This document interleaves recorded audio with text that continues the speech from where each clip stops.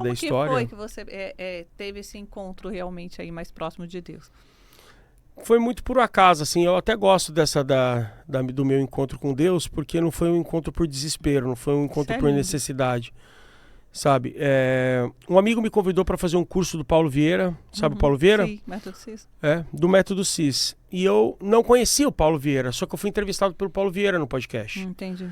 E eu não sabia quem era, por quê? O Paulo Vieira é uma pessoa extremamente conhecida, mas hoje, como por causa da internet, é tudo dividido por nicho. Sim, sim. Entendeu? Você acaba, e eu não era muito do lado da religião, tipo, porque minha vida sempre foi bacana. Sim. Entendeu? E geralmente, né, as pessoas que estão mais num desespero que acabam indo mais para esse caminho, não que eu não fosse espiritualizado, não que eu não acreditasse em Deus, mas eu não acreditava, por exemplo, em Jesus. Para mim, Jesus era um mágico, um cara muito inteligente, um cara à frente do seu tempo, um sábio qualquer. Ainda assim, eu não dava a devida importância que ele merece, certo? E eu fui entrevistado por ele. Ali, quando eu postei no meu Instagram, eu recebi uma enxurrada de mensagens. E um dos meus amigos falou assim, eu gostaria de fazer o Método CIS. Eu falei, vou tentar arrumar para você. Aí eu pedi, através do Paulo, não do Paulo Vieira, né, do Paulo Ferreira, o Paulão, meu amigo lá de Orlando. Ele arrumou com o Paulo Vieira, eu conversei com o Paulo Vieira por FaceTime ali, depois, Paulo, tudo bem? O Paulo Vieira foi um lorde ali comigo e eles me arrumaram 2 convites para o Método CIS. E eu fui fazer. No primeiro e no segundo dia, eu não falei, não é nada demais isso. No terceiro dia, o Paulo Vieira me pegou ali. E eu comecei a prestar atenção em tudo que estava acontecendo, e é a hora que entra mais a parte da espiritualidade, o negócio. E foi muito pesado para mim. Eu acho que eu demorei uma semana para me recuperar disso. Eu só chorava. Sério? E depois eu voltei para minha vida normal e tentei fazer as coisas que eu fazia antes, até repetia meus erros ali, sabe? Tipo, meu jeito de ser, eu melhorei por um pouco, mas depois eu fui voltando, sabe? Tipo, sem paciência, estressado, bravo, essas coisas, mas as coisas que eu fazia de errado começaram a me incomodar. Eu não conseguia mais pecar em paz, digamos assim. Quando eu fazia alguma coisa que eu achava que estava em desacordo com Deus, eu começava... E assim começou a nascer o meu contato ali com Jesus. Eu falei, eu vou ler a Bíblia, eu acho, vamos ver. Se eu não vou acreditar, eu fui meio que ainda com o espírito de contestar, né? Se eu não vou acreditar mesmo, eu preciso saber no que eu não estou acreditando. E à medida que eu comecei a pesquisar sobre a Bíblia e não sei o quê, eu comecei a ser alimentado por amigos através de artigos científicos, quando junta Jesus, Deus, a ciência. E numa dessas eu conheci também a história do Rodrigo Silva, que eu também não conhecia. E eu comecei a estudar um pouco sobre as coisas dele, sobre o museu e não sei o quê. E eu comecei a ver que a ciência comprovava o livro, né? E eu comecei a pensar, inclusive, de uma maneira racional, né? Eu sempre fui muito desconfiado. Eu sempre tive uma visão de polícia para as coisas, assim, sabe? Em vez de eu dar a confiança para alguém, né? É o contrário, eu desconfio dela primeiro, sempre foi assim, e depois ela que vai me mostrando que ela não é o que eu acho que ela é. Um instinto também. É a sobrevivência, né? A gente vive num mundo mal, né? E eu falei, eu vou começar a estudar. Aí eu falei assim, poxa, quem não acredita nisso aqui, na verdade, é burro. Porque é uma questão de raciocínio lógico, sabe? Tipo, vamos pensar, né? Eu falei assim, se eu pegar meus 10 amigos mais inteligentes, a gente não consegue combinar uma mentira que dure por tanto tempo, né? Como que esse livro pode ser mentira se a gente tem 35 autores, 66 livros, na Católica 69, se não me engano? Cada qual aí ao seu tempo, vários deles contando a mesma história, cada um com uma ótica, não há contradição, a ciência luta, tá? A política, né, trabalha com a ciência às vezes para lutar e para tentar tirar Deus da família, que é mais fácil você dominar uma pessoa se ela não tiver Deus e se ela não tiver família. Eles não conseguem, e cada vez que eles tentam criar uma nova narrativa, mais forte fica o livro. Tipo, aí eu comecei a entender de fato o que estava acontecendo e comecei, tipo, eu li a Bíblia e chorava, li e chorava, li e chorava. Sabe, tipo, é um livro que me emociona muito, né? E eu comecei a entender que tudo que está ali é uma verdade e que, na verdade, o Deus que eu idealizava era eu mesmo. Eu era o meu Deus, né? Eu criei um Deus para mim que eu acho que Deus não é assim.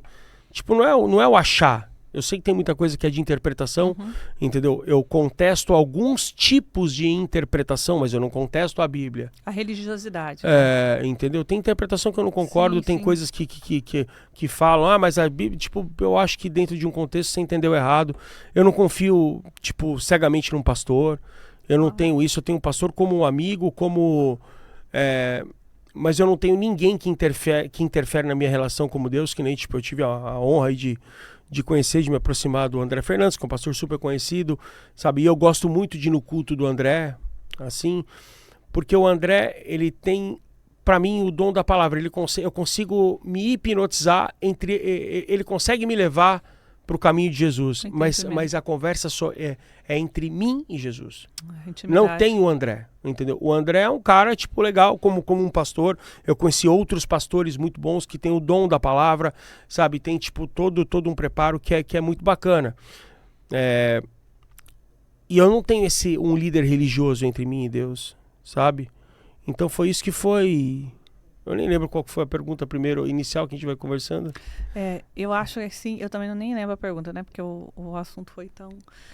fluiu tão bem, né? Como que você se aproximou realmente de Deus, né? Que você viu essa necessidade, acho que foi isso que a gente estava comentando e falando.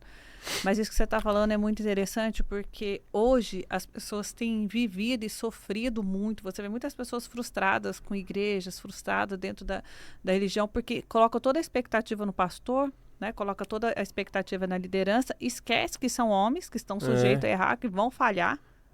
E aí, de repente, quando se depara com o erro dessa pessoa, a primeira coisa que toma é o julgamento.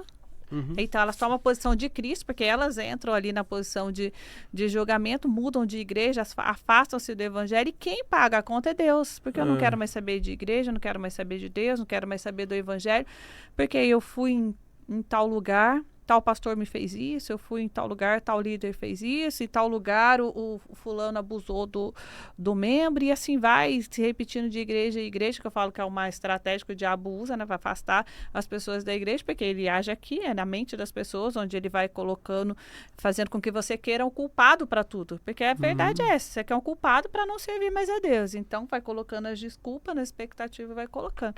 E esse fato de não ter um intermediador, né, onde você entende que é você e Deus, porque não existe intermediador homem, né? É você direto com Deus. Jesus veio para isso. É a única pessoa que nos liga ao Pai. Quando você tem esse conhecimento, você não vai se frustrar. Porque no momento que esse homem ele não atingir a sua expectativa, você vai saber que ele não tem nada a ver com Deus. E às vezes, tipo assim, o julgamento, né? Eu tenho o meu lado ruim, né?